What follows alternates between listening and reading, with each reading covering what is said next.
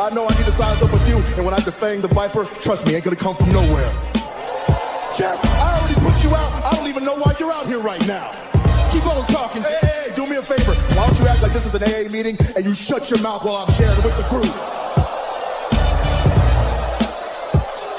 And Mustafa, you out here, a boy among men. And I'm gonna tell you what, you got lucky at the Rumble, so I know you're gonna come out here and run your mouth about how bad you are. But let me give you a little bit of a reality check. You see, Mustafa, you said that my eyes don't lie. Well, your eyes don't lie either, because last week, they were closed real tight when I put your simple ass to sleep.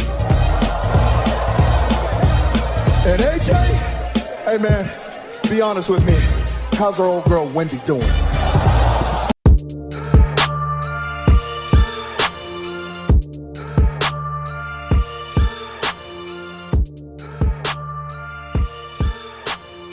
Welcome back to the Clark Street Wrestling Podcast. It's me, Hafeez, and with me as always is Devin, and we are about to recap WWE Rules. Yes, I said it, WWE Rules. Because there was nothing extreme about this show. No, it was a little bit of extreme. Not extreme! Extreme something. It was extreme something in that main event. But bunch of WTFs, I tell you that. Yes, absolutely, man. WTFs, LOLs, like, got a little bit of everything going on, man. Yeah, WWE Extreme, sort of Extreme Rules 2021 in the books. We saw it. It happened. Yes. We're going to get right into it. We were talking about it before the show. I'm hot, just even talking about it. So in the pre-show. Oh, man. Slowly boiling. We're already there. We're already there. Oh, my God. We're past the warm-up. We are here now. We're here. Yeah. We're here. Yeah. Ready? Oh, and real quick, big shout out to the Front Face Lock Podcast and, of course, Top Rope Wrestling Talk, Dom and Ryan. Yeah, those guys over there had joined me as we did this live watch-along for Extreme Rules. So you witness our live reaction throughout these matches, and especially the main event match. So go see it. Man. Go see the clip. I highlight it. It's on YouTube. Go see it. Please check out Devin reacting to this thing. I was not able to see it live, and I heard that there was some technical difficulties. We talked about that too in pre-show, that some people had dealt with the Spanish commentary team being overlaid with the regular commentary team. And so that was a production, another Peacock issue. Damn it, get your shit together. The cock is not working right now. Like, get your shit together. On my end, I neither could deny or confirm because, as I was doing a live watching, I had my headphones on, so maybe I heard about 60% of the audio as from my mobile device as I was watching Extreme Rules. Sort of Extreme Rules. But let's get right into it here. Did you see the pre-show matchup? No, come on, bro. Hey, man, you know what? I actually did. I saw pre-show. It come to my shock. I didn't even know they pulled a switcheroo and put the Carmella and Liv Morgan on the pre-show. I was shocked by that. Yep. I was expecting that on the card. Yeah, you know what? I think in our predictions I said that this one had pre-show written all over it, just because I feel like, with Liv, yes, there's a little bit of a push going on right now, but they haven't convinced me yet that they're completely behind her. And then it's Carmella. Like, how many times have we seen Carmella now and she's been losing and really hasn't been put over as anyone strong or formidable? Like, what is she doing really? So it kind of felt like this is probably going to be a pre-show matchup, but no confirmation until we actually had the card laid out. And so I missed it. And you missed it. I heard the crowd was like very great. They were great for this matchup. They were hot for Liv Morgan. Yes, the crowd is behind Liv Morgan. It was fun to see that, for Liv to get the crowd behind her, rooting her on in this matchup with Carmella. The matchup was fine. It was a solid matchup, but overall I was impressed with Liv and just how the presence that she had. She felt like a genuine star on the rise. Now, is that push going to continue? We don't know. The draft is coming up. So who knows what happens to Liv? You never know with these things, man. Especially with WWE. You can't call it, bro. It's a flip of a coin. Flip of a coin. It's here that, at Extreme Rules by Friday. Who knows what's going to happen, man? They may not. it's one of those things where, you know, with the draft coming up too, she may not even get drafted on television. It might be one of those like after the draft is over, they announce it on their website. YouTube kind of thing. exclusive. Yeah. So who knows? The way that they just did her right now in this pay-per-view, though, it was great for that moment, and I hope that they build it up even more and capitalize on it. For Carmella, it was just like, all right, another one done. It's more the same. More the same. It seems like if you're on the SmackDown roster, it seems like the SmackDown writers are more inclined of like fleshing the story out instead of just you don't really know on Raw. Like we're just trying something out. Right. So I'm glad they're doing this with Liv Morgan and Carmella. It's been nice, but it sucks that I missed the pre-show, man. I didn't even know you watched the replay on the pre-show? I watched the pre-show, yes. I went back. So basically the way I did it was I rewound it, which you can rewind. Now you can go back. So I rewound it, and it took me all the way back to the beginning. Oh. Yeah. So when I'm watching the replay, it's already completed.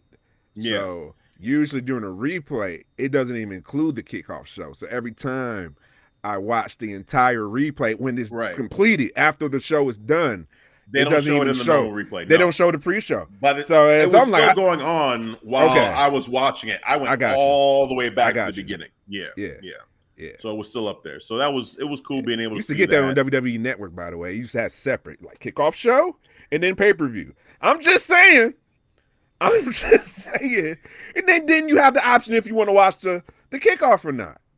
It's not like you got to catch it live or catch it, within that window. Seriously. Like, really? Like, luckily I was able to catch it. Yeah, exactly. You have this window and then that's it. Done.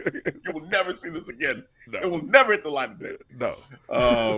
So, yeah, Liv Morgan ended up being victorious. She picked up the victory. The match was also pretty short as far as the timing, but I didn't feel it. It felt fine. The length of the matchup, 7 minutes. Mm-hmm. Yeah. 7.5, yep.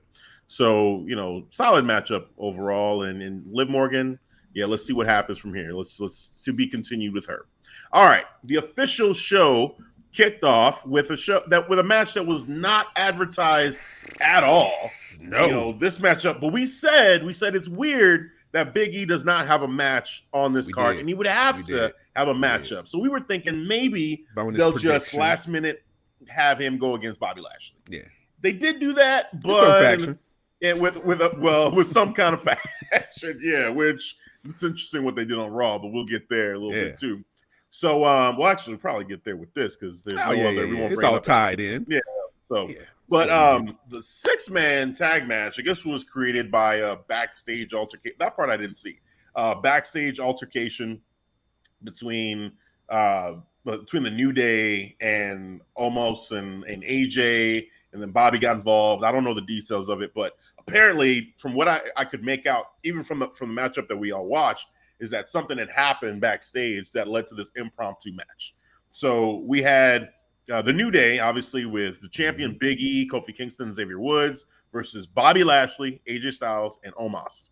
And this matchup here, I mean, I didn't know what to expect from this impromptu thing, other than I know that the New Day definitely they got the chemistry, they got all the charisma in the world to make this a fun matchup. Yeah, with Bobby, AJ, and Omos, is like, okay, how is this gonna vibe together? But individual, like as a tag team, AJ and Omos, they work for me. I am entertained by them, and Bobby Lashley has been a beast, so this should be good. And it was great. I thought this matchup was actually really great. AJ had his moment in the beginning where he matched up one-on-one with each member of the New Day, so that was really cool. Omos comes off like a monster as always. God, bro, towering over everybody.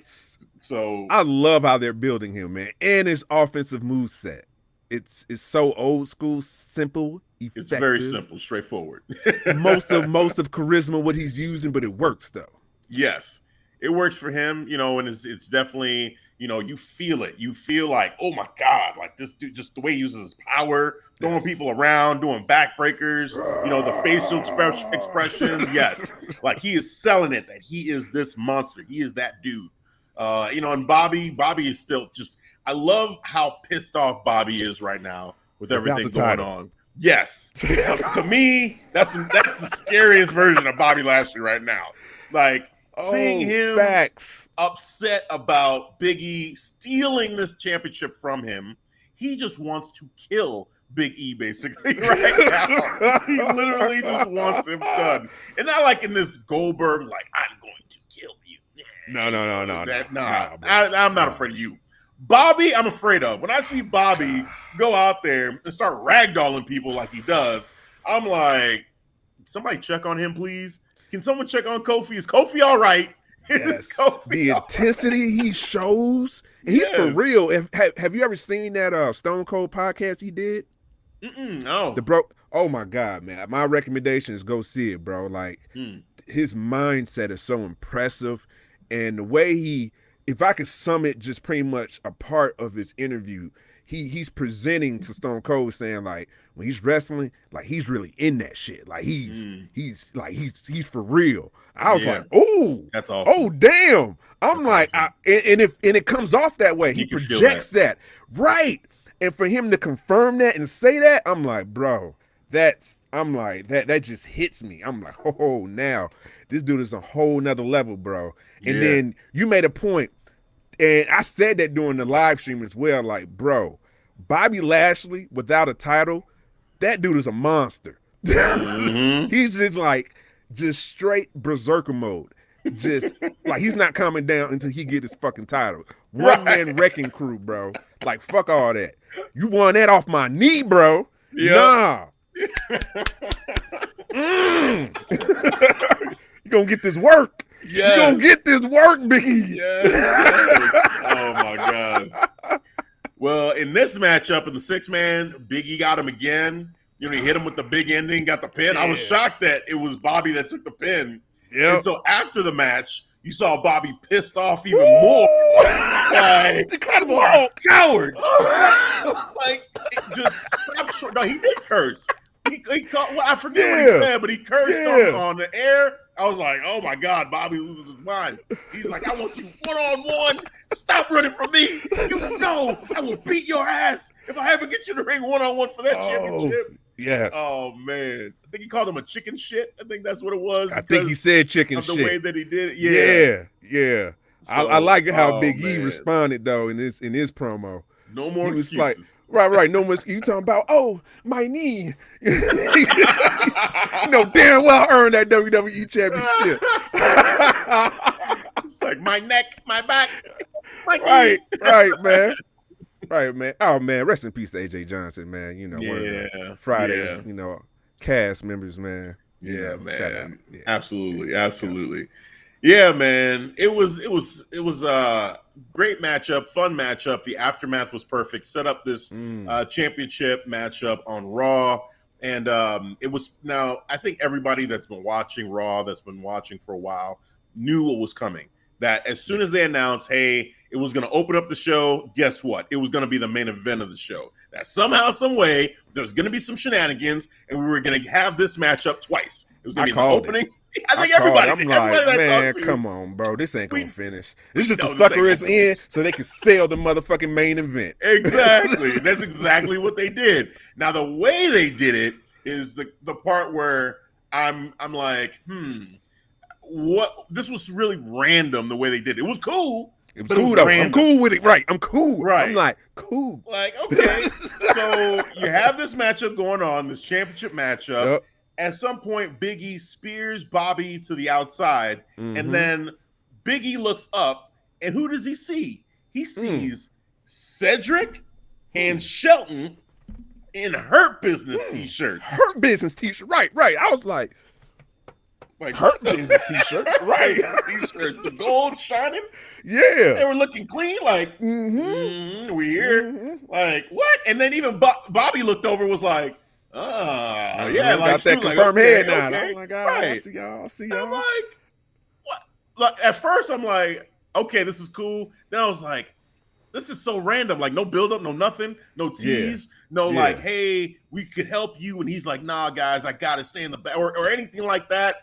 It was just straight up like, hey, they just showed up. I kind of said the same thing, but it's like, I don't care. We got the Hurt Business back.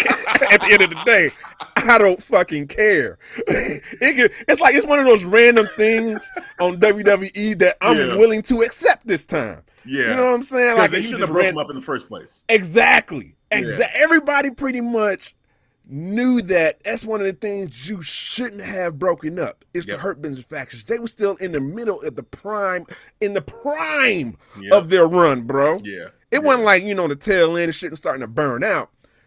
We still getting this work.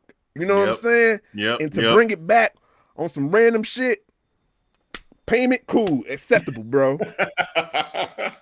I'm with you there, man. I had to go through my moment of but I get you. But give me some kind of story, but it's okay. You want some context? Yeah, I want the context. I want them to make it make sense because as randomly as they're here is as randomly as they can be gone. There's no point, So right. So I'm a little bit, but I'm happy to see them. It was great seeing them together. Let's see where we go from here with the Hurt Business. They had the main event, fire cage matchup at the end there. Big E with the big ending from the second rope to finish it off. Just awesome. Is it truly over for now? Because then they had Drew McIntyre showed up. Which had a fake sword or something. Yeah. So I can pretend this is my sword. My sword. My sword. He said, you. Right. So now here's my thing with this. I think that this is a swerve. I think this is a red herring. I don't think this is going to happen. I don't think we're going to get a Big E versus Drew McIntyre matchup because I think, like most of us think, Drew McIntyre is getting drafted to SmackDown. I think they're just trying to show us hey, this is the plan. We're still going with business as usual, and Drew wants to be the next in line, I got natural. the track pattern, though. I got the track pattern. Right, but they're going to use this to shock us when he gets drafted to SmackDown and have people who aren't as experienced watching wrestling go, oh my God, what? I thought Drew McIntyre was going to fight Big E. Now he's on SmackDown. What does that mean? The rest of us are like, motherfuckers, we saw this coming. Come on now. Right. At the Tribal Chief Farm Factory right now, bro. Come on. Next, Drew. You're up. Oh, man. Yeah. So I think this is kind of a fake out situation. If they did do it, okay. I don't know, man. The odds doesn't seem too likely because they did this. I remember a few years ago they did this with Samoa Joe and Braun Strowman. Yeah. They teased us there. Didn't happen. Or even New Day with the Wyatt family. Biggest tease right there. I'm like, man. Yep. Really? Yep. You gonna leave me like that? Even with New Day and Street Profits, right? It was like, hey, they're both on the same show. What's gonna happen? Then they got that one match. Yep. But even before that, they swapped the championships instead of fighting right then and there. They just swapped championships. Oh, here you go. You take this. You take this. Here we go. Red on Raw, blue on SmackDown. We all good. It makes sense now. Wait, what? So.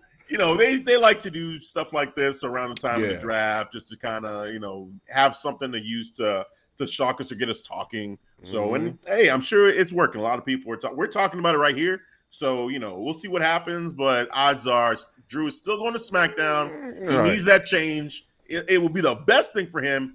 One way or another, he's going to change. Here's my theory on this. Number one thing is I think he's going to SmackDown. All right. So that would be the top pick for anything to happen. But even if he doesn't go to SmackDown, he needs a change. He would turn heel. He would have to. Heel. If he stays on Raw, he's got to turn heel, and then we need a heel Drew against Big E. That to me, okay, fine. I'd be cool with that. Right? Exactly. Acceptable. Yes. Payment acceptable. So one way or another, we need some change for Drew. Period. Yeah. Because he's stale, man, and I put stock into that possible feud he could have with Jinder, but come on, that shit was fluff. Yeah, what are we talking about? Really? Oh my bike! Oh my sword! Really? No, man. Fast enough, right? That was 2 days ago. Really, bro? Come on, you guys was a part of a group. Yeah, you know what I'm saying? Yeah. Make it make sense, like you said. Seriously, I want some context. I need the story. Make the story make sense. Nope. They just threw some shit together and said, "Here, go, run with it, play with this." Oh man, so that where are we at? We're at the Big E, the New Day and Bobby, AJ Omos matchup, 6-man tag match. New Day was victorious. Big E is still champion. He is. So, and yes, after the draft, we'll see what the rosters look like from there to talk about his next Friday, opponent. right? It's Friday. It starts Friday. It ends on Raw. It ends on Raw. So, and I guess rumor is too that NXT will be a part of the draft from a standpoint of there might be people moving over to NXT as well. NXT 2.0. Oh yeah, correct you, sir. I just want to correct you. You got to say it right. No, living in the glory days. I refuse. You living in the glory days, man. Yeah. I'm just a 2.0. Your daily reminder. It's not even NXT. It's just 2.0. It's Raw, SmackDown, and 2.0. 2.0. That's what they're chanting. Yep. Yeah. 2.0. I say, really, if you want to get technical, NXT 2.0 is AEW. They're just doing it. Yeah. They just took the same format. All right, come on. Well, actually, if we're being real, let's real. Okay. When NXT first started, NXT was kind of like a offshoot of Tough Enough, but kind of like a game show format or whatever. It was. The 2.0 would have been when they became like an actual wrestling company. Like that would have been the actual 2.0. Yeah. That's when they revamped it the first time. So this would be like the third iteration of NXT. Should be 3.0. 3.0 then? Yeah. But, Vince 2.5. You want to go half version? Yeah. We spent enough time talking about whatever the hell. Moving it right along. Right. Where's this going? Well, we are going over to this tag team matchup for the SmackDown tag team titles, the Usos versus the Street Profits. So why don't you kick this one off with 2/3 of the ones, the bloodline, the Usos, defending their championships against Street Profits, man. What was your experience watching this matchup? Why we couldn't have a story for this? Why? I'm just going to nitpick the negative. That's my only negative about this. Because I knew the match was going to slap, and it did slap. It delivered. But, true. You know what I'm saying? That's all I wanted, man. Because some people would have thought like, Street Profits seem like they're not building them too well. And that could be debatable because I could see that, bro. The matches they had been slapping, because, see what they did with, Chad Gable and Otis. That's cool. The Alphas. They matches be slapping, but just the story, bro. I want them to give me, and they could have gave us a great story, not just a good story, a great story, just because how hot the Usos are right now. And then you got the Street Profits talking about take back season. I'm like, okay, you know what I'm saying? Make it make sense. That's probably going to be our title for Extreme Rules. Seems appropriate right now. Right. But all right, but the match was cool, man. Montez Ford, man, that dude is just a superhuman. Come on, bro. No one is allowed to do the frog splash. It is decided. Yeah, that's his now. Period. That frog splash, when RVD used to do the 5-star frog splash, I was like, wow, this guy is so athletic. He's got hops. Look how high he gets in the air. Now you look at Montez, and it's just like, I think he gets even higher. How? And then that flip over the turnbuckle pad when he ran from inside the ring. And oh my God, bro. Dude. Oh my God. Out of nowhere, just right there in Uso's lap. I was like, wow, that was great.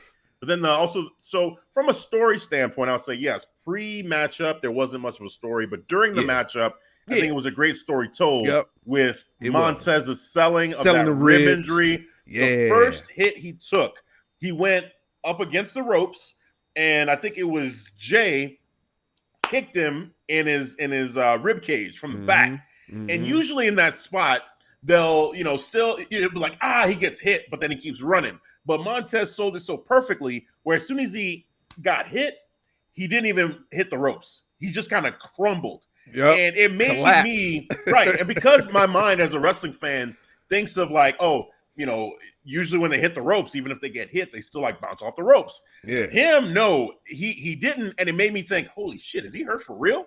Like in my mind for a split second, I'm like, I was worried about him. I'm like, looking for that red, we're looking for that X from the that ref. X, like, is Montez really, And then he kept selling it every time he got hit. and they kept going after him. I'm just like, this is uncomfortable.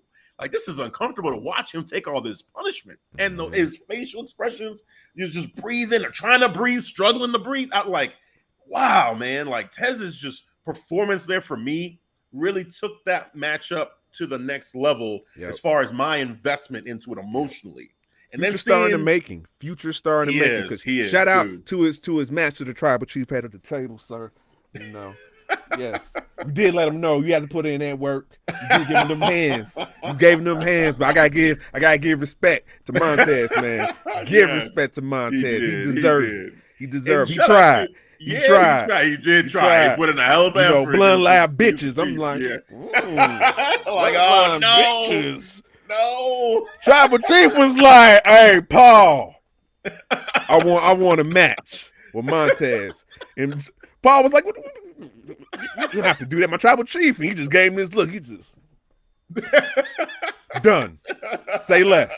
Say less, bro. I was like, my tribal chief. Yeah, man. He gonna like put some respect in my name, bro. Bloodline bitches. Like, okay. I'm gonna handle that. Real quick. Yes, he did, man. Yes, he did. Oh, man. And real quick, too, shout out to Angelo Dawkins. You know, he was away, you know, came back, and he was like, okay, I'm here now, and had his boys back throughout the match. You felt it like he was trying to get Tez's back. And there was one part, too, where they were going to do a double super kick to Tez. Angelo took the bullet for him, pushed him out the way, took the kicks, and that knocked him out the match. And, you know, we saw the rest of it. Tez ended up getting finished anyway, took a double super kick, then the double Uso splash, 1, 2, 3. We the ones, done. They won the matchups, and still your SmackDown Tag Team Champions. That work.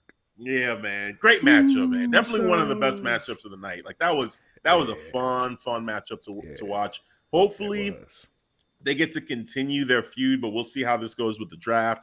Because most likely, you know, I would say maybe the Street Profits and Bianca, you know, move over to Raw, if anything, because I think the Usos will stay on SmackDown, but we'll see. Because I do have the kind Street of a Profits.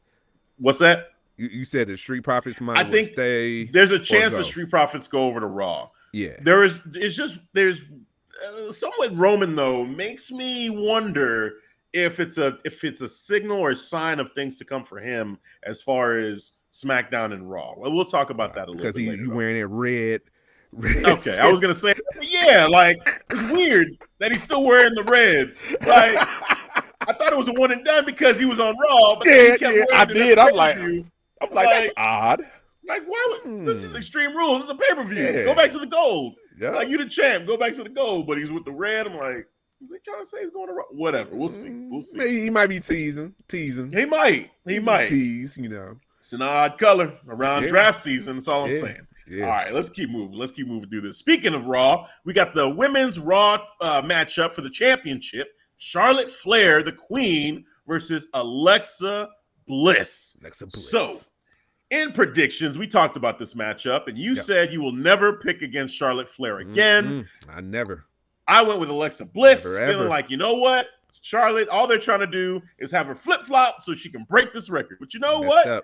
I'll be damned. I will be damned. Charlotte Flair retained. Is she going to have a long-term title reign? It's still to be decided.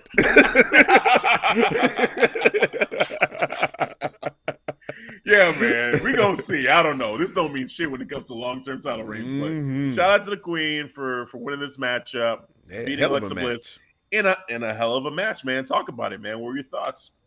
You know, coming in, you know, while I was watching this live and I'm seeing Alexa Bliss wrestle, I had a question that popped in my head, like, you think her wrestling digressed a little bit. And I think I had mentioned that to Alexa's wrestling? Yeah, Alexa wrestling. Okay. I think it, you know, digressed because she haven't wrestled a lot. So I understood that, but I'm just wanting to see because of that, man. So maybe it would have helped if she was to get more weekly matches, just to, even if it's, you know, a few minutes here and there, but as long as she's healthy, I just want to see it done. But man, she rose to the occasion with Charlotte Flair, bro. You know what I'm saying? Charlotte Flair is just showing that intensity too. Like, shout out to her. She is She is playing. I just love her antics with the crowd. Yeah, right. I love that shit. Love it, man. Love it, man. You know, and then just the cohesion, the chemistry these two ladies had, and then towards the end as well. You know, after Charlotte Flair did her what was it? Natural selection. Natural selection. So she didn't win with submission. Natural selection. Then she took the Lily doll, ripped it up into pieces. Perfect. That was so thousands of pieces. And the crowd did not want it to happen. The crowd did not want it to happen. Nope. They were saying, no, don't do it. No. At this point, I'm thinking like, oh, you know, this is gonna piss off Alexa. Like, what is gonna happen? Are we gonna see powers? You know, would this be like something like, if I could say, an anime when Frieza, you know, took out Goku's best friend Krillin, and you know, Goku's like,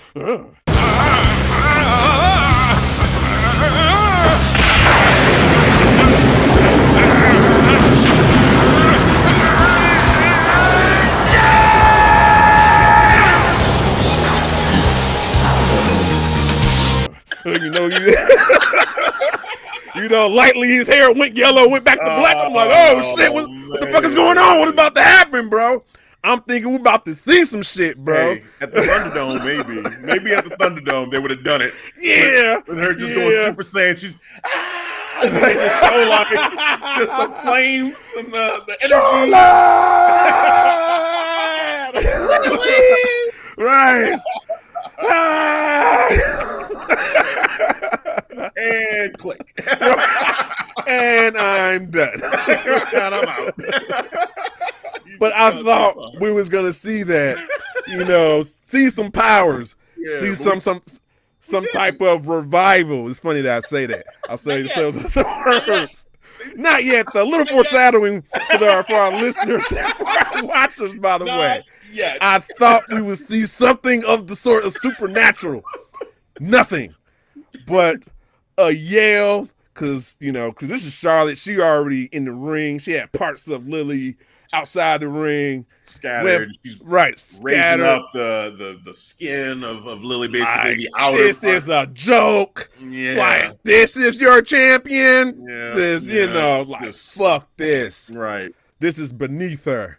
Yeah, man. Then Alexa Bliss.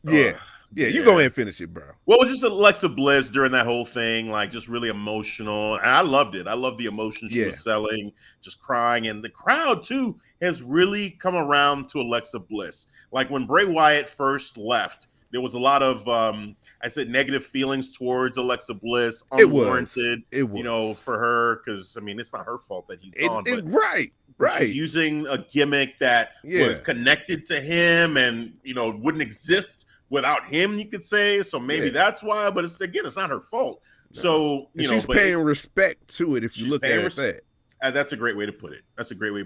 Paying homage, paying respect to his character, and then over the last couple of weeks in the build up to this matchup with Charlotte, I feel like the crowd really has been showing more and more love towards Alexa Bliss, towards Lily, towards Charlie, towards all the creations of Alexa Bliss's character. So, it's been real fun to watch, and I've been real happy seeing that for her. And during this matchup, like all throughout, they were firmly behind Alexa Bliss. They were chanting, Bliss, Bliss, Bliss. And then you got Charlotte Flair being like, no, shut that all up. Nope, I won't hear none of that. Like trying to shut down the chants, but the crowd wouldn't have it. They kept cheering for her. It was great. A couple near falls. When she hit that DDT near the ropes, I was like, oh, I know she's going to put her leg on the rope. But damn, like, she was right there. She was close.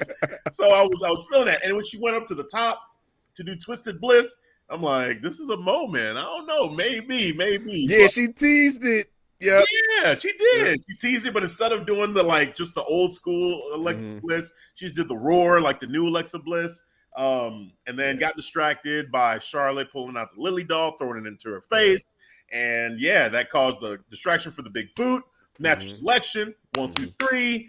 As you said, perfectly, Lily got ripped up in front of her, and she's crying and yelling, and everyone's just like cheering her. And there was even a "Thank you, Lily, thank you, Lily." Lily chant. It was. So man. So now here we are, and we saw what happened next with Charlotte. Charlotte had a match with Doudrop in an open challenge, distraction by Eva Marie, which led to Shayna Baszler being a beast and taking her out. So that women's division, there's a lot going on there with all of them. A lot of shifting going on. I'm like, this shit is shifting. When is going to set in? A lot of moving needs parts to set in right now.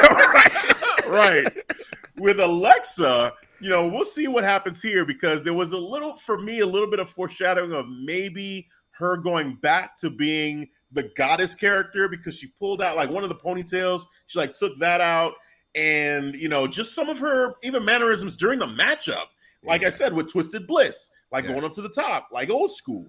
Her emotions on her face when she was facing Charlotte felt very human. It felt very much like she wasn't this like unbeatable monster. Like it felt like she was a person who was like concerned because she's trying to beat this woman and she just couldn't, and it's like, what's going on? She felt very human.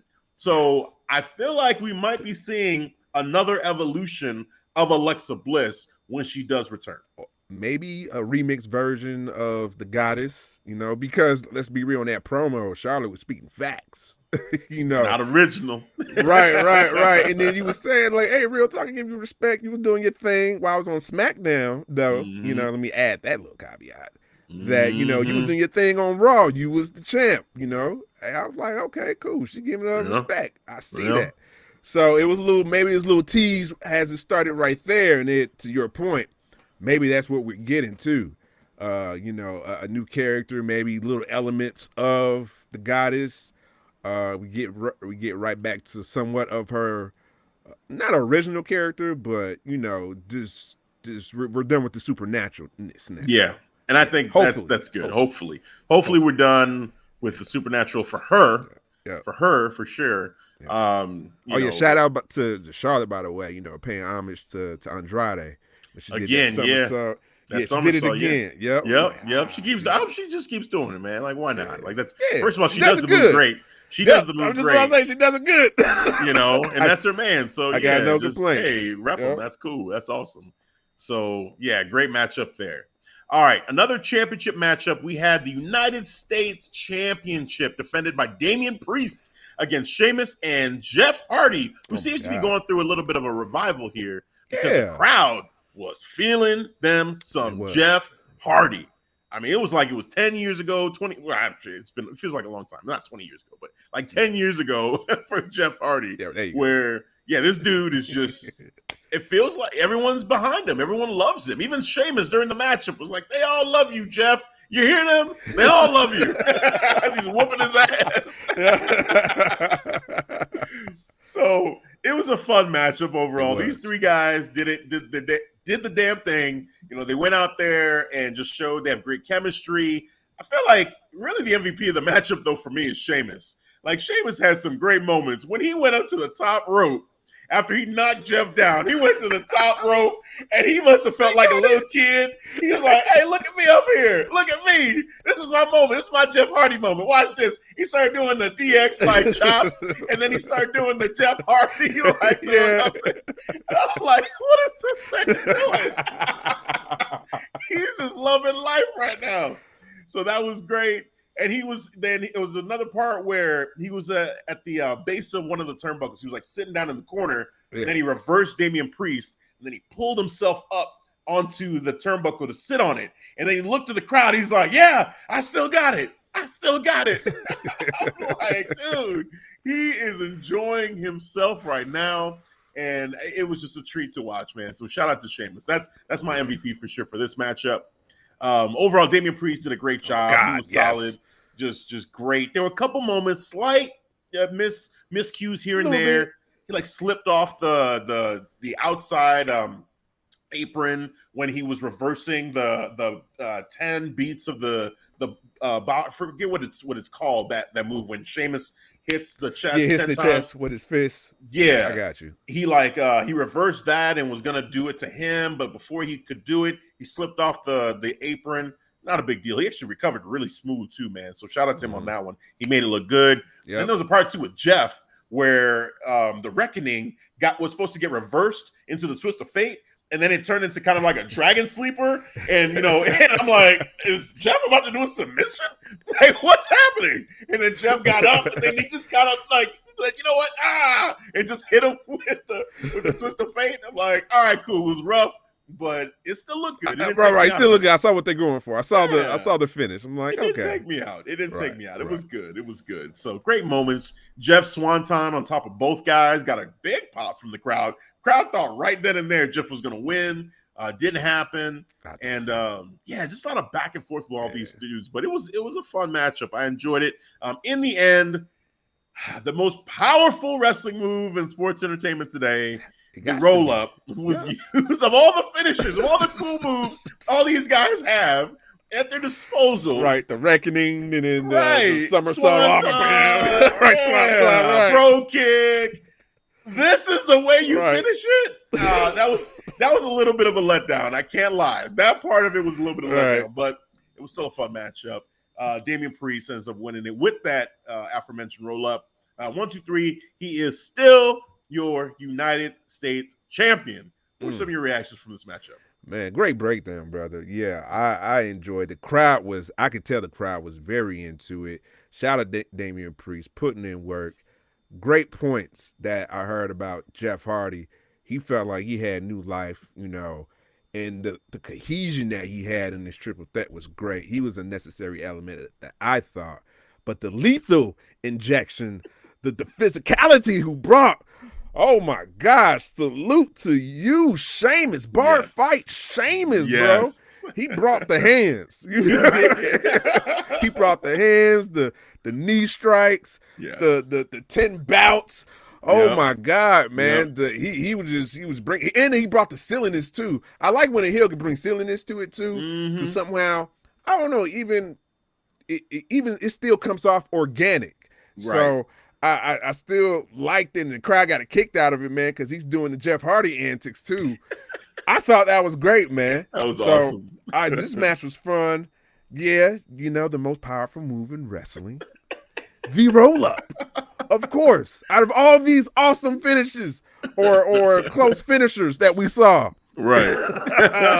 Adam and Power, activate. Roll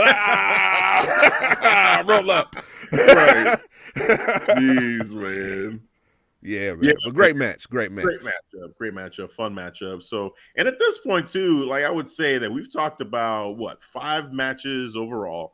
And not one of these matchups would I say was a bad matchup. All of them were. That's what I said. Very entertaining. This is a great roller coaster ride. You know what I'm saying? Oh man, but it was enjoyable. Everything was enjoyable. We were doing great.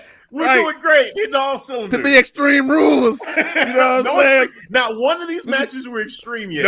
Extreme Rules. But the matches were really good. They were all really good. They were slapping. They were. All right, now let's talk about this one and let's see if we feel like it kept going. If the good vibes were still going when it came to the the SmackDown Women's Championship matchup. It was going. Becky Lynch Cloud 9 versus Bianca Belair. So this matchup here, why don't you talk about this one, man? What did you think about this matchup? What were some of your thoughts and reactions to this match? So, if I want to give it full context, we know how this match, how we led up to this match because of the shenanigans that Becky brought to the table at SummerSlam, surprising everyone, shocking everyone that she was going to fight Bianca Belair. They went for the respectable handshake.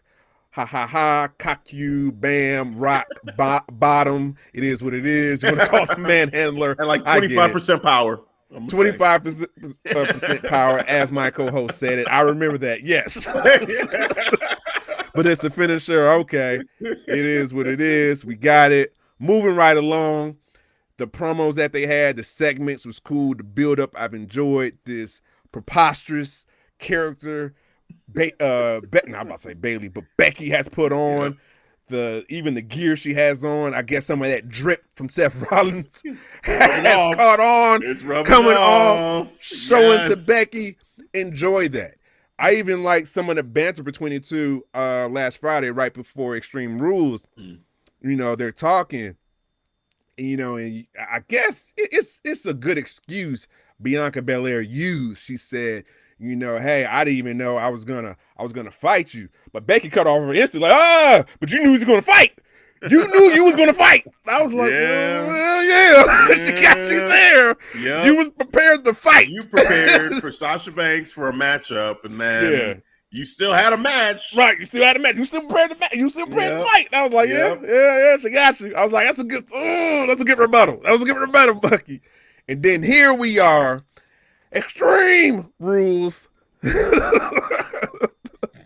Not for this stipulation. Nope. But it was for the SmackDown Women's Championship. And this match slapped. They gave it time. They was able to breathe. Bianca showing off her power. Yeah.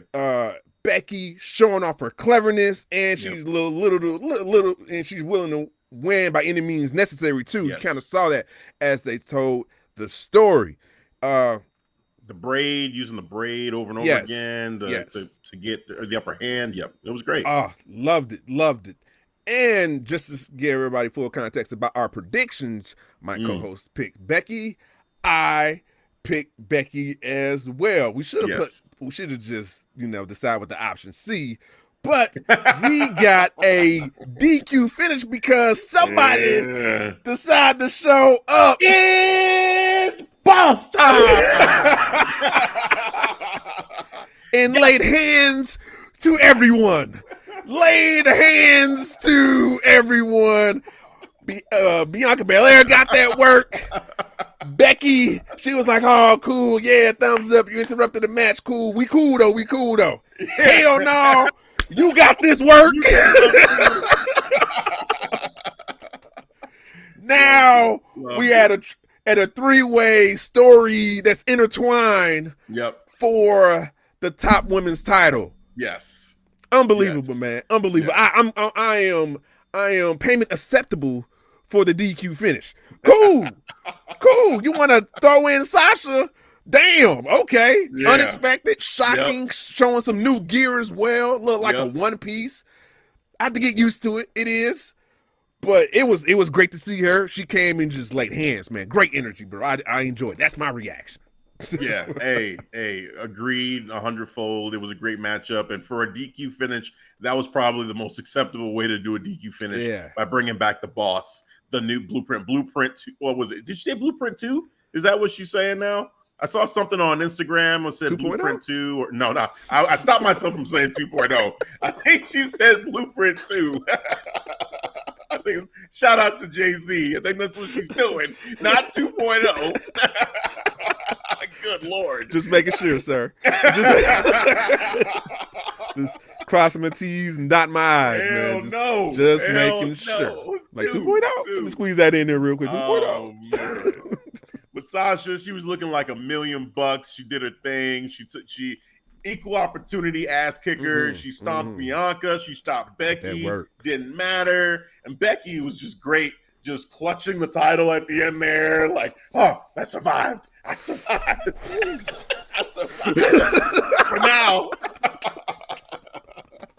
It was awesome. I love this matchup. It was great. Like you said, Bianca, she just looked great. Just the power game, just everything, the athleticism, the flips, everything. Like she's just all around the total package. She's just got it all. And Becky, the heel Becky right now, for me, it's working. I'm really enjoying and loving her antics. Just the way her too, like talking to the crowd, talking to Bianca, just kind of like having this bravado about her, like big bravado, swag, drip, everything. Just this is gonna be a fun three-way feud that they have going on. Everybody benefits equally. Yeah. Let me say that clear.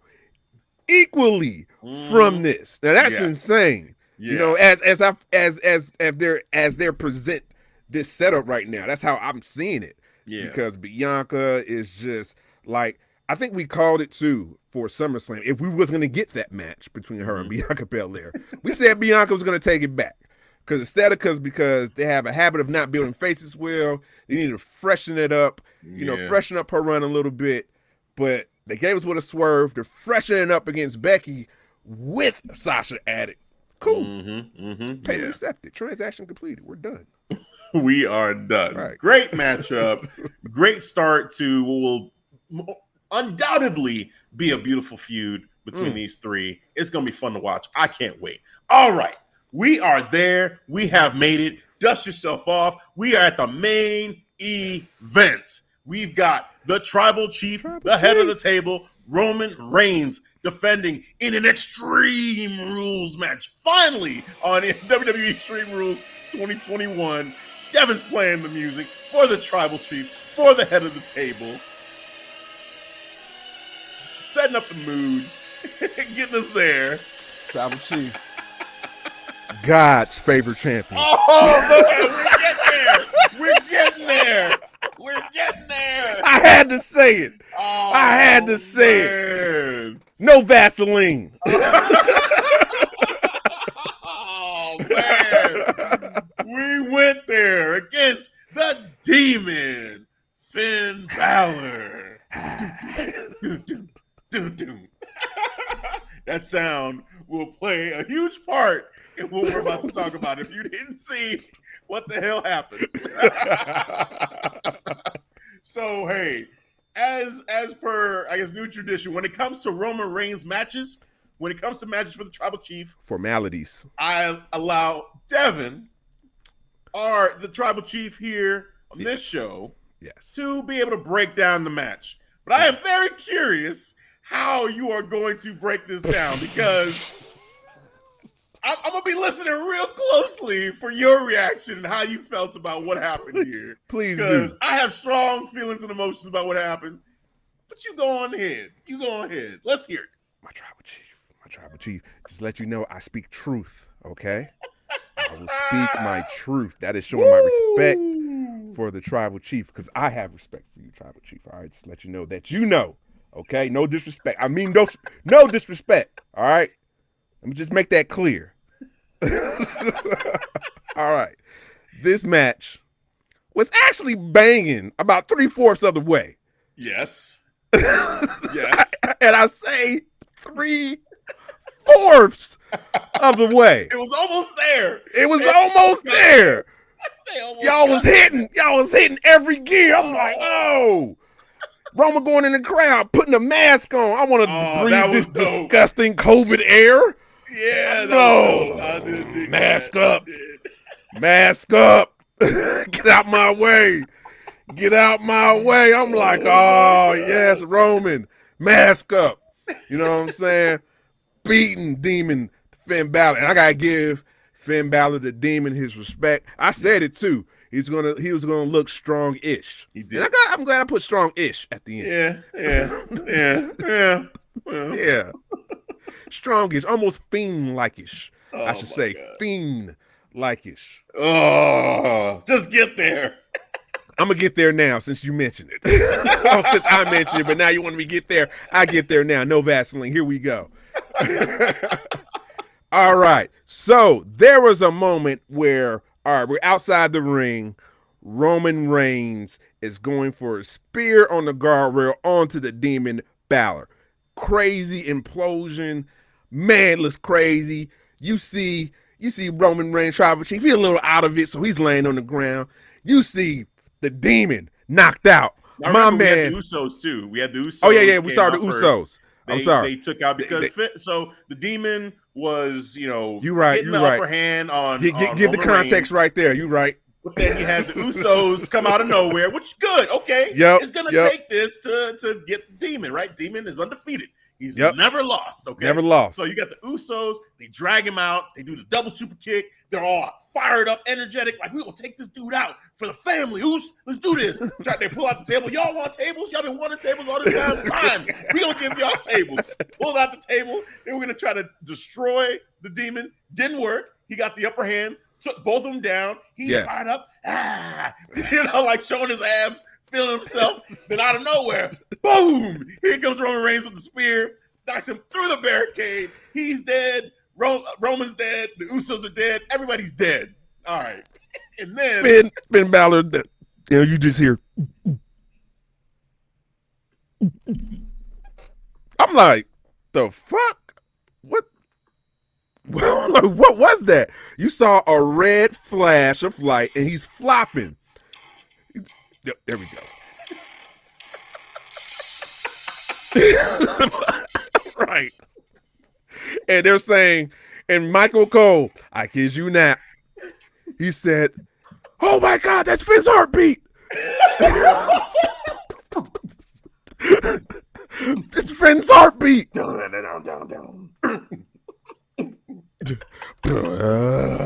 he just arrives, like, just comes out. Yes. Thank you. There we go. I'm gonna time this perfectly. And that was it. He woke up.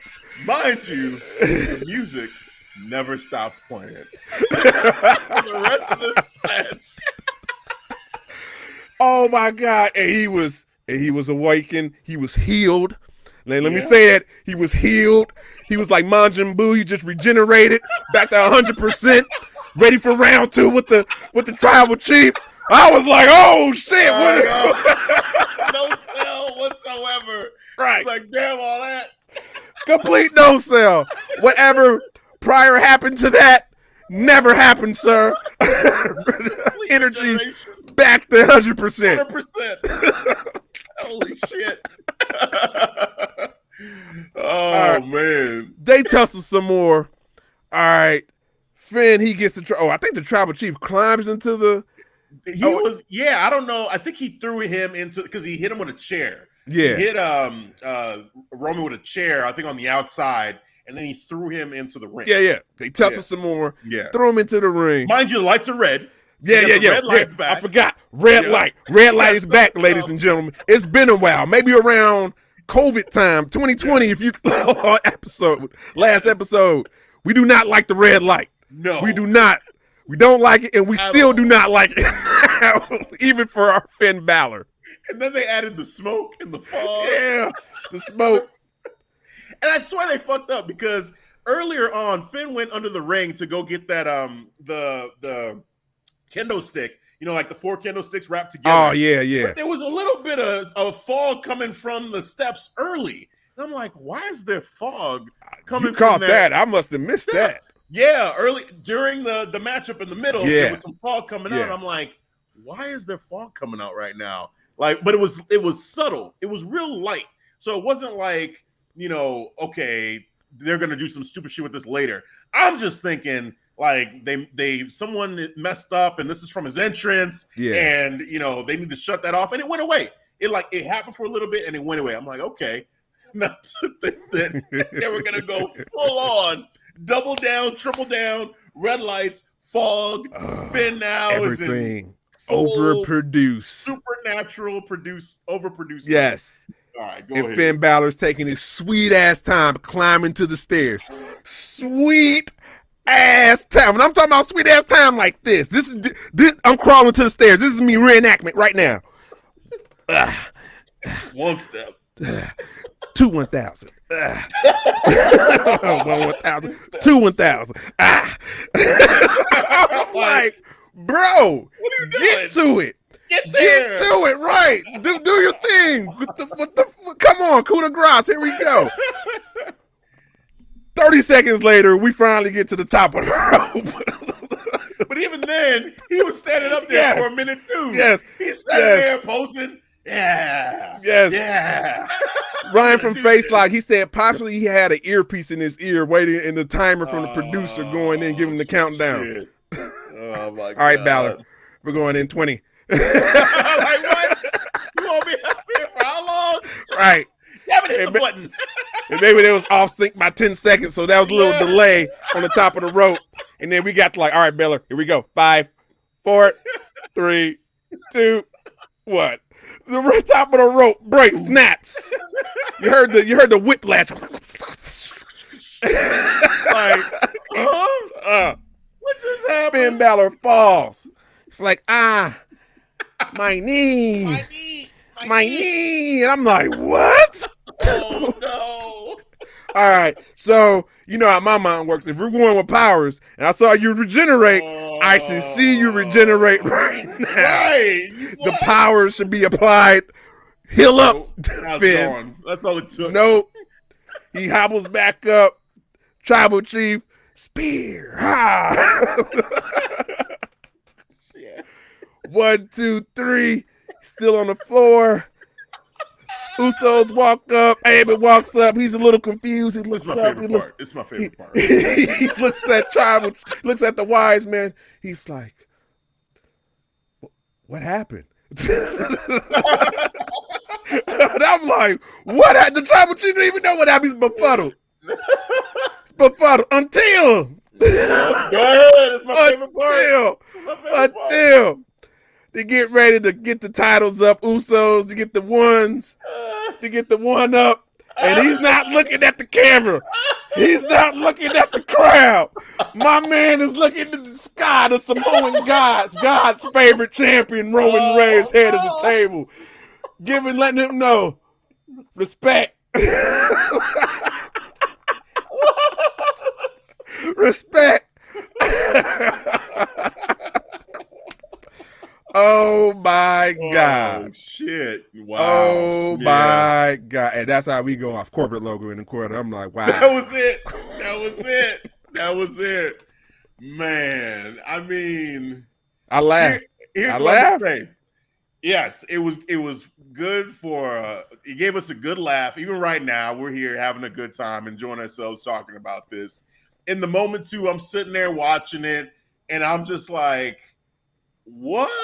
As soon as I seen Finn, the red lights go on, and his music hit, and he's flopping around like his body just convulsing, as the heartbeat goes off. Hey, Michael Cole, is his heartbeat? I said, oh shit.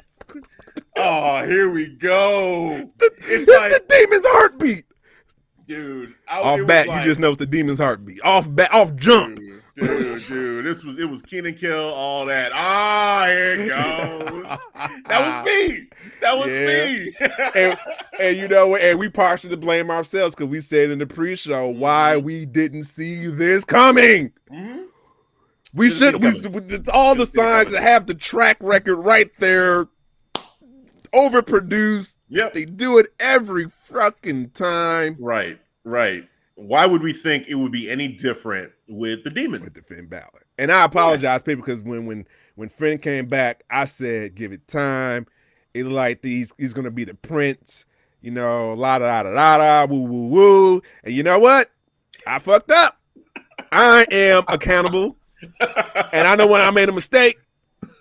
And I am sorry to the listeners and viewers and that had watched that statement of being patient about the Finn Bálor, how they're treating him, booking him for SmackDown. I'm sorry. I apologize. Oh, man. I'm sorry. Apologies. Dude, man. I just know, look. So with Finn, it's unfortunate. They booked him like this, He's just such a great wrestler. And, his character, both of his characters, just the Prince and the Demon are great characters. And for me, this doesn't kill those characters, but damn it, I will be afraid if they ever bring up the Demon again. I will be concerned because I'm not excited now about a matchup. They're going to kill the character like that. Like, it's not unique. It's not. No. It doesn't have that that gusto. Right. That just... This character was just undefeated. He had never lost before on the main roster. Right. In NXT, he did. Samoa Joe beat him in a respectable battle in the feet of two warriors. There weren't any God did not powers. intervene. Yes.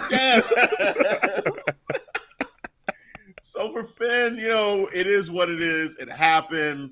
I'm going to try to just not get too upset about it. It was comical. It was laughable. It was somewhat upsetting in the moment. I ain't upset at how they treated the tribal chief. So that's where I really want to get to. I'm trying to get damn what they did to the Bálor, because that should have been expected. It is what it is. All right. Finn, it is what it is. We'll go on from there. It's fine. I think Finn will be fine. Yeah. Now, Roman, on the other hand, this is where I'm curious how you feel, because me watching this, my reaction to this was, I've already told people. Yeah. This man's character is perfect, as is right now. Prior to this, it's perfect. There is no flaws I can find in his character. My only issue with him before was the fact that he hadn't won a clean matchup. I didn't like the fact that he didn't help, and he corrected it. He corrected it. So it's perfect. It's perfect.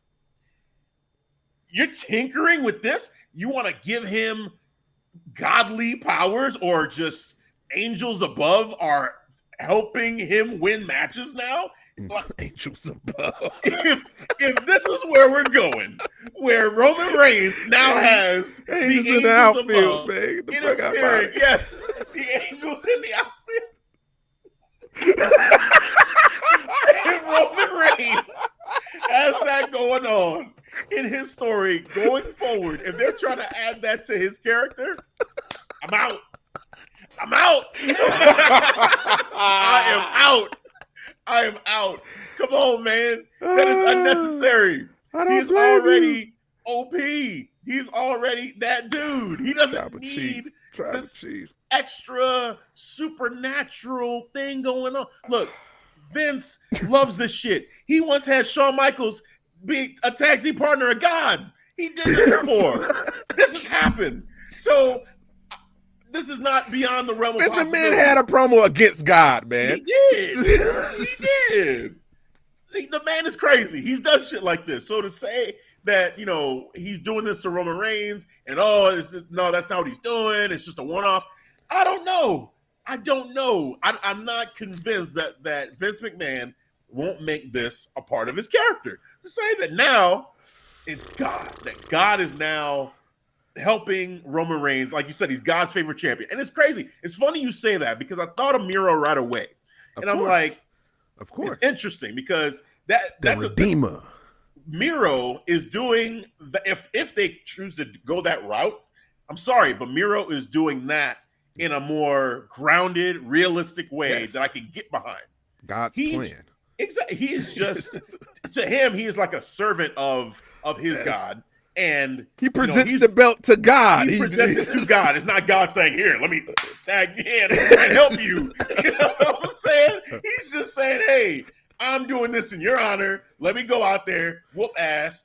Thank you for all the gifts you've given me for my muscles and my beautiful, flexible wife." And that's it. He's thanking him, but he's not getting help.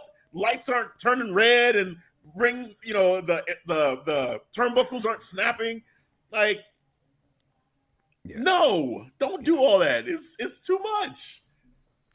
So yeah, man, where you at? Where you at with this? With Roman Reigns, God's new favorite champion. You know what? I thought we would get Brock Lesnar to intervene.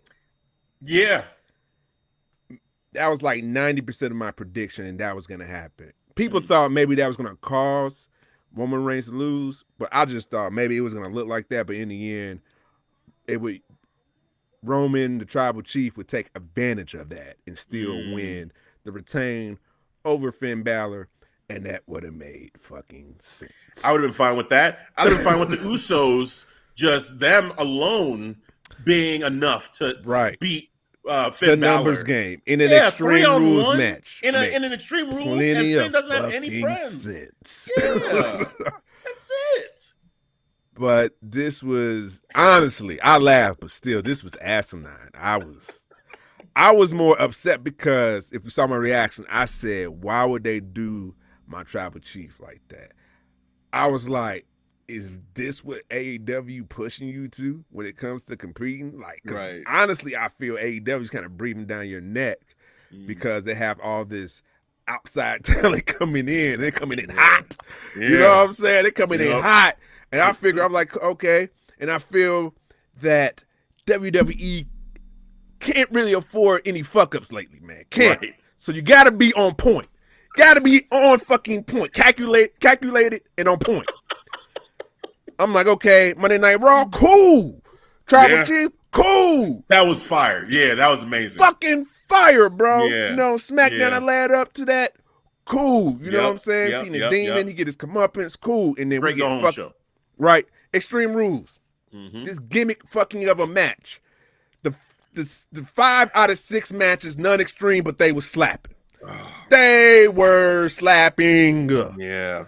And then we get to the final match, and this is what we get. We get like the explosion of the the John Moxley and Kenny Omega. Oh yeah. Same energy. I'm gonna get the same shit, bro. Yeah. Y'all just come on, man. That's a great comparison. Yep. And that's what's gonna stick in people's head in your audience. That's the finish. That's the last. You guys was hot. What was it? Nashville, right? Nashville crowd. I think it was Nashville. Nashville crowd. Well, no, because that's where they were at for SmackDown, because that's where Bianca's from. But they weren't in Nashville for this. I don't think so. That was the SmackDown episode. Let me see if I can get. I'll pull it up. Keep going. I'll pull it up. Okay. Yeah, because that crowd was hot, bro. That crowd was hot. It made even the pay-per-view even more enjoyable. Columbus, Ohio. Yeah, Ohio was fucking hot. They were hot. Yeah, they were hot, bro. They was giving respect to the matches, even the pre-show for what you tell me, how it's breaking down from what I've heard too. That was a great crowd. Right. And then we get the Demon and we get this clusterfuck of the finish. And you do the Tribal Chief like that. Like you said, every just molecule of the story for Tribal Chief has been perfect. Has been curated perfect in every way. And then you give me a shit stain, a grass stain, a permanent marker of a stain that I cannot fucking unsee now. Oh, man. Why would you, to the face of the WWE, bro? Unacceptable payment. Hell no, you ain't getting this. I'm sorry, sir. I'm sorry. I hope that what they do, because I feel like as right on the money as you are about how you feel about this, and what you're saying is how I'm feeling as well. Yeah. I feel like there is a way to kind of just get this bad taste out of our mouths right away on SmackDown.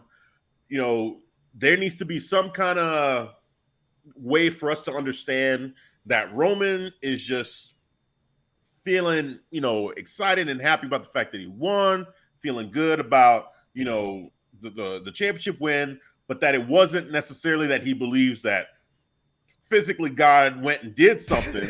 It's more so that he's just like, in the moment, just like, it worked out. This is awesome matchup. Everything worked out. Is perfect. And behind the scenes, maybe we see something with Paul Heyman that, he's talking to somebody from production, and then paying him off. Yeah. And then here's the transaction. Exactly. Maybe Finn Bálor, finds out something and goes over to everybody in the production truck, asking questions, wanting to take names. Like, who the fuck? Which one of you guys is on the payroll of Roman Reigns? Because I'm a $190. That shit don't happen on my watch. Exactly.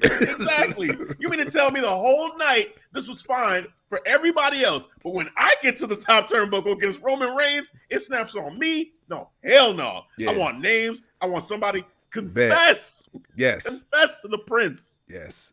That is course correction on point right there.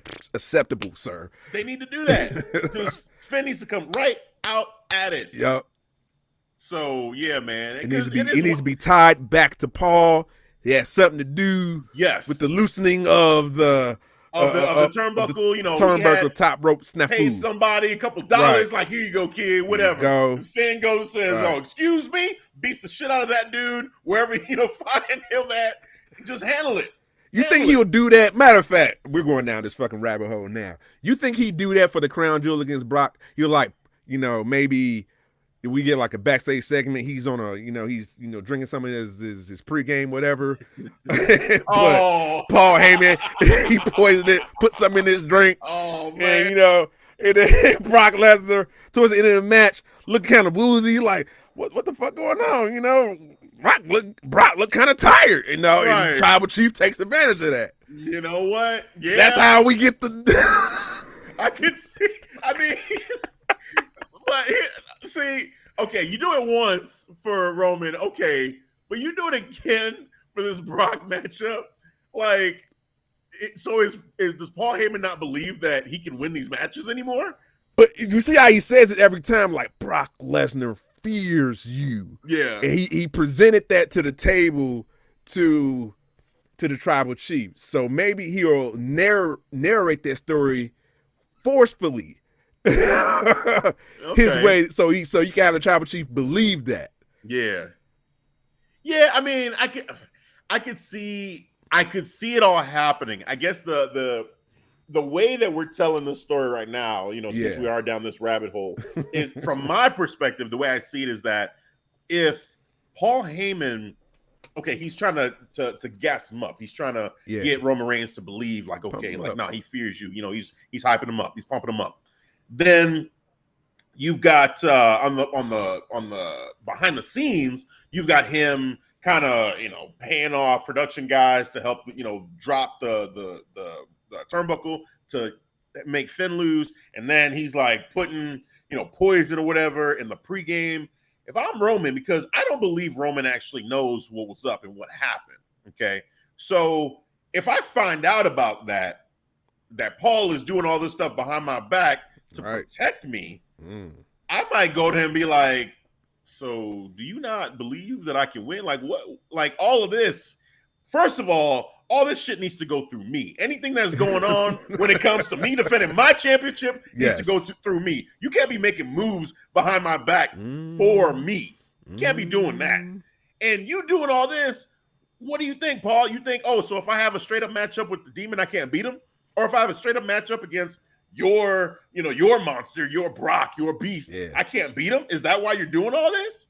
Come correct me, Paul. Let me know.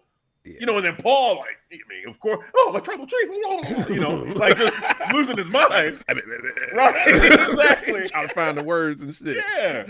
Like, I think that's where we would be going, is that's just going to create more friction between the two, which I think is great television. I mean, we could go that route, but then let's make it that it's not Roman that knows. And then when Roman finds out, I want to see that reaction.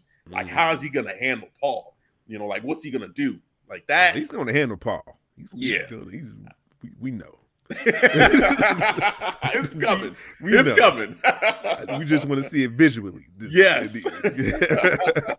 How that play out. So yeah, to your answer your question, yeah, I think it could happen. You know, we could see something like that at Crown Jewel, but then let's make sure that storytelling is there. Like, if you're gonna go with it, let's get it to all connect and all make sense and stay true to Roman's character. Don't make Roman someone who's depending on this higher power to come save him during these matches. No. We don't need that. His character don't need that. No. He can be a man of faith, but still believe in himself. That's fine. That's Miro.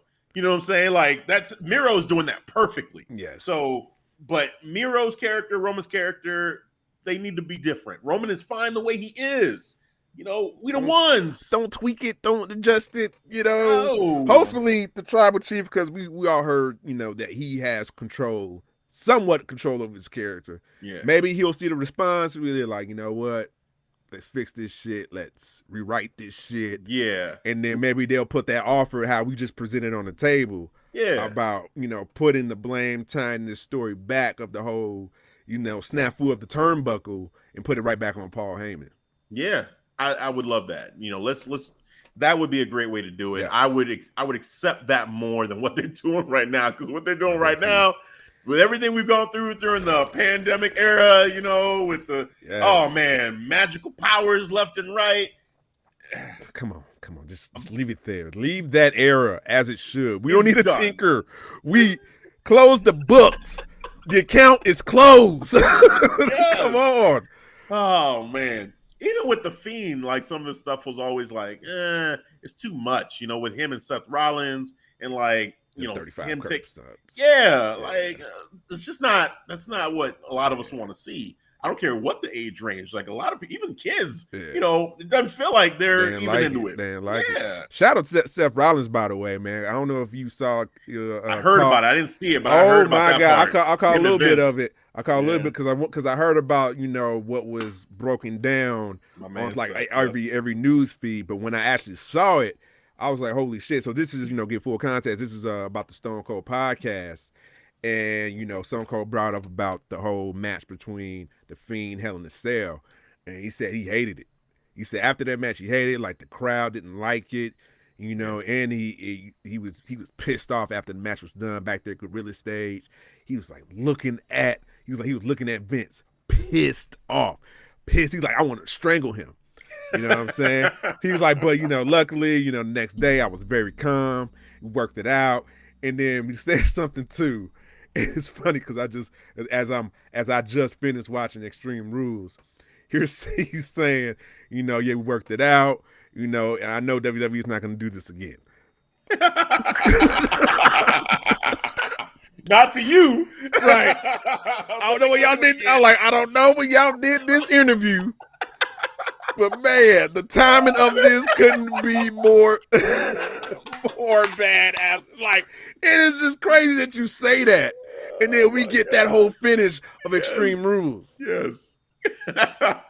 Yeah, man. No, you're right. I'm going to have to check that out, man. Like that sounds like real, just fun interview between the two of them. I saw the promo with Seth giving him the jacket.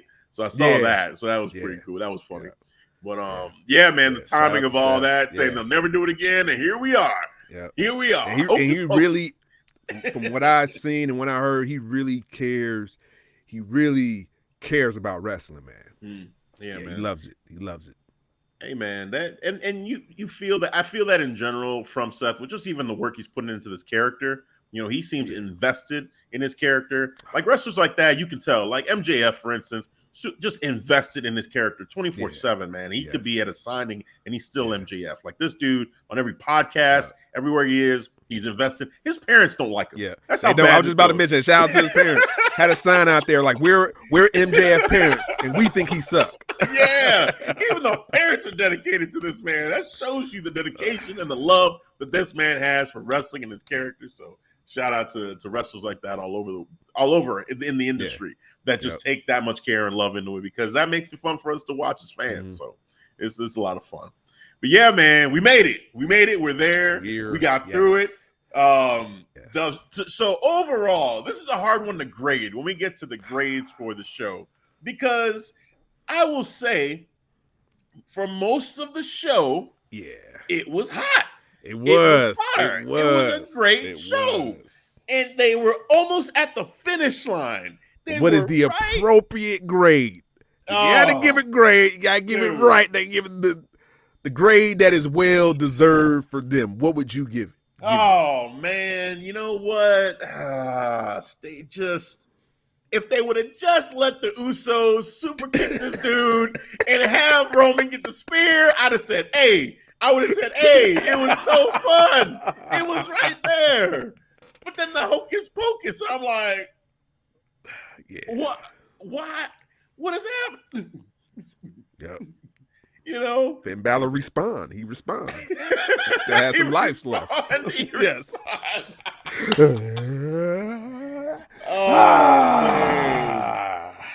You know what, man?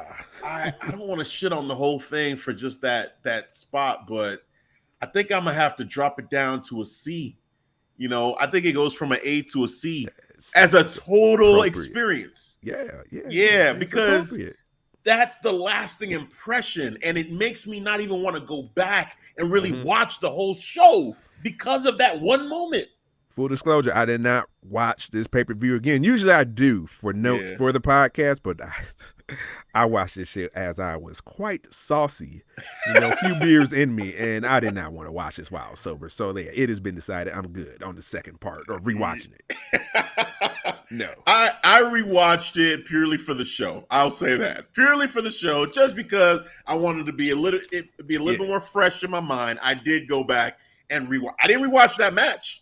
Oh, I had that ingrained in my brain. I didn't need to see that shit again. But I rewatched the tag matches. I rewatched the women's matches. I rewatched the pretty much almost everything but that match. Because the match was slapping, but that finish, and shout out to the Front Face Lock podcast because we ended up getting Vinny on. He ended up joining, ended up starting a solo watch along. Then all of a sudden, I had Front Face Lock, and then I had Don from Top Rope Wrestling Talk. But Vinny, go watch that watch along. He was pissed. If I can put a definition of pissed the fuck off, it would be a picture of Vinny right there. And it's totally unfiltered, no censoring. Man. You know what I'm saying? It was raw. How was the syncing for you guys? How was the syncing? Was it like when we were watching 10 seconds off? It annoyed. Was Dom's the worst? No. Actually, me and Dom was actually in sync. Okay. Because I asked them like what part you was I think we was at the Alexa Bliss and Charlotte. I'm like, hey man, what part are you at? He was like, oh, I'm at what Charlotte's climbing up to the top rope. I'm like, cool, I'm there. Okay. But Ryan from the Front Face Lock, he was 10 seconds off.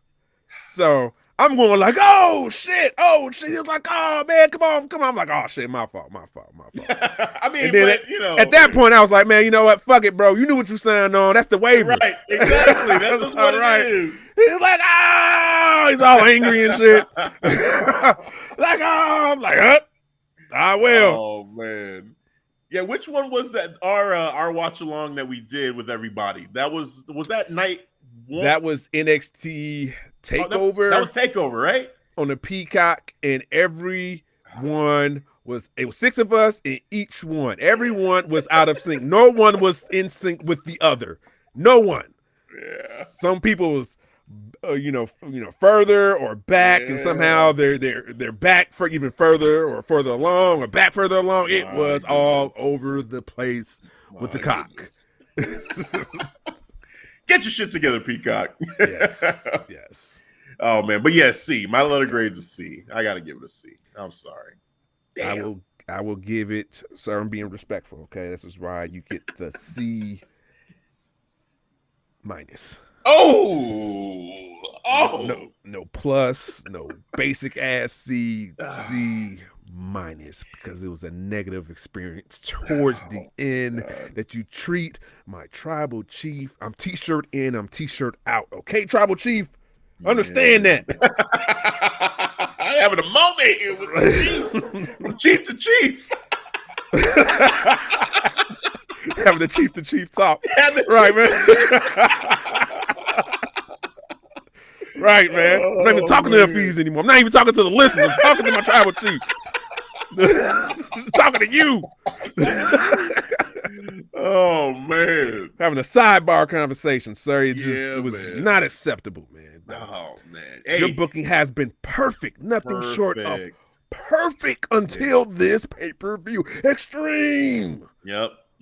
For the Extreme Rules match. And for the one Extreme Rules match at Extreme Rules. The only one we had. They fucked it up. Literally the only one we had. I actually gave the benefit of the doubt. Maybe they'll sprinkle one in there from the pre-show or something like that. Nope. Never happened. Yep. Never happened. Triple threat, it's crazy because triple threat, you can do whatever. There's no rules in for a triple threat matchup. They didn't do anything.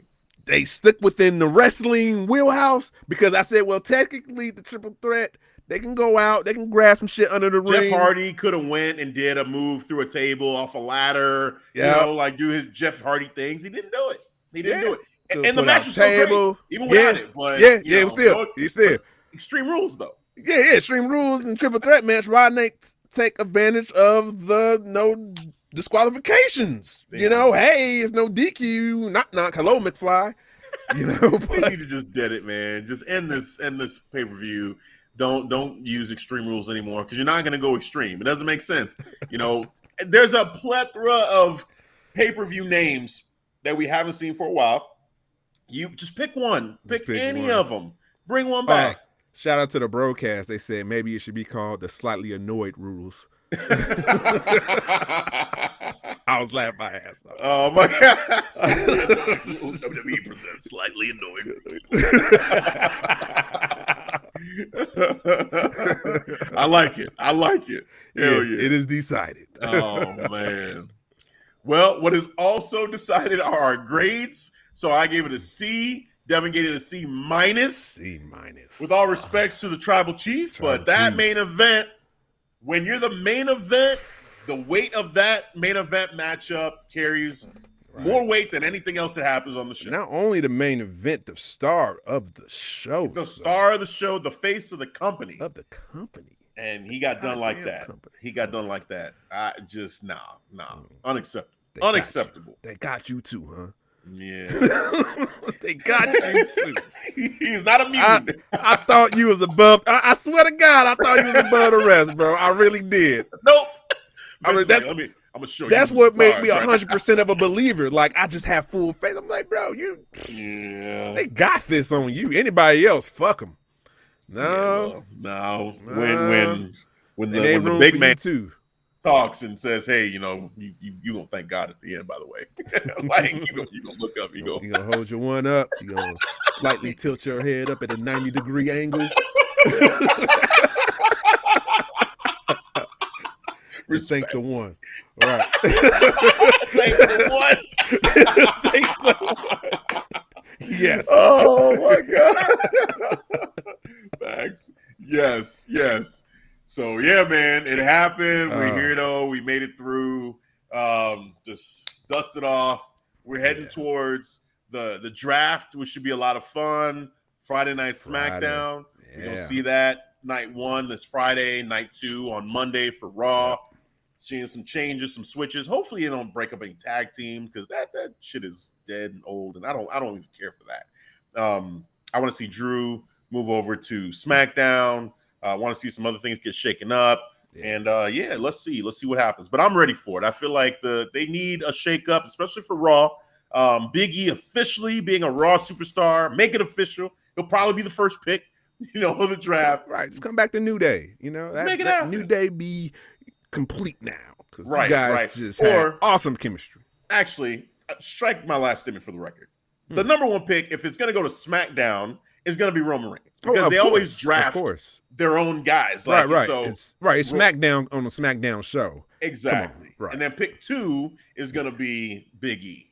To stick with Raw if he's in the pool for that night. Because, last time they had those pools of wrestlers that you could choose from. Mm-hmm. So night 1 had a certain pool. Night 2 had another pool. So we'll see how they do that. Yeah. But, I feel like. So one thing I alluded to, and you actually kind of dug into it a little bit more, Roman Reigns with the red arm guard or whatever. He wore it on Raw. Why is he still wearing it? Does he mean he's going to Raw and leaving SmackDown? Teasing. Yeah. I'm not sure. I think he probably was like, you know what? It looks cool. Let me go ahead and wear it. But if he does move to Raw, then we're all going to be like, damn, I should have seen it coming. So we'll see what happens there. But 99.9% sure he's staying on SmackDown. I'll give it a 0.1% that he's going to move from SmackDown. Little room from error. I'll give it 100%. I'm all in. SmackDown. Fox want their stars. Yes. You see how they're, just interchangeable with Becky and the Tribal Chief when it comes to the final segment. Either it's going to be one of those two, and you see how. And I believe it's going to be Becky's going to stay on SmackDown and Tribal Chief. I can guarantee 2 spots for each division. It will be basically Tribal Chief and the Man. Yeah. I would say so. I'd say that's right on. On Raw, it'll be interesting to see who's new on the Raw side.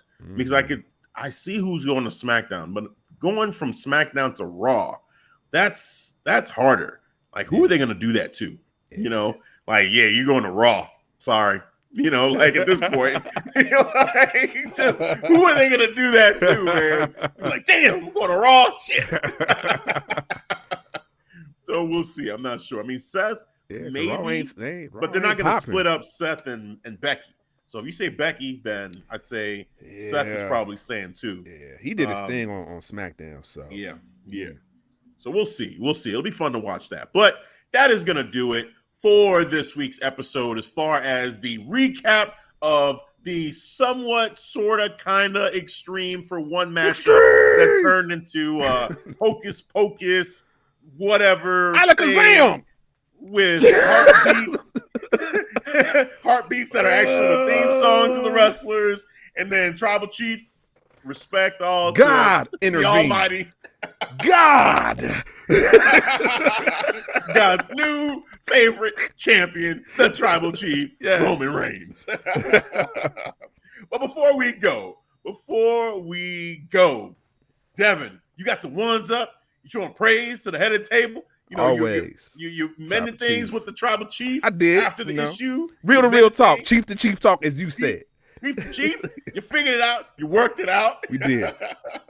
But now you transition forwards, please, from talking to the chief, talking to the people, and tell them where they can catch us. Yes, all the time. You can always find us on the various social platforms. I will go down the list. You can catch us on Twitter, on the Facebook as well. We have an awesome Facebook group called the Clark Street Wrestling Community. Getting that. Keep on growing it. We got a lot of walks of life when it comes to wrestling, MLW, AEW, WWE, WWE. No, give it up. Give it up. That's not a thing. No, it's not. It's not. I'm just joking. Don't even. Hey, anybody that's listening, try. No. Do not start that shit. That was just a joke. A little sneak preview of After Hours. You know what I'm saying? Oh, yeah. I was just joking. Oh my God. I didn't mean it. All right. That is 2.0. Now what they're actually trying to do. I know. All right. Instagram, of course, and I cannot forget about our TikTok. Yes. We're not talking about Karrion Kross. Nope. Not tonight. No. And you can follow all those social platforms that I list, and also catch our awesome audio platform, because we're on the audio waves, you know, right? If you can't catch us on the YouTube, which we have all of season 3 as well, you can catch us on the audio platform. Only one stop and shop website, ClarkStreetWrestling.com, ST for the abbreviation. Yes, and you can always find our beautiful merch. Get your merch. Get this merch. Get all this merch right here, all these towels. We got coffee cups right here. Look at this. Look, I'm drinking out of my coffee cup. Maybe it's coffee, maybe it's not. You never know. For you to predict. But only I know the truth. Name my tag team partner, too. Yeah.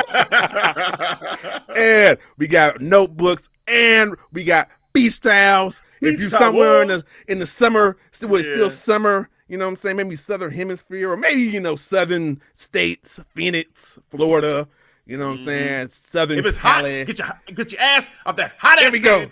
Yes. Beach towel. Yes. And if it's cold, you're in the Midwest, or you're in Canada, hey, all right. Get your blankets. Get your goddamn motherfucking blankets. Keep snuggling. Get your close one, your significant other.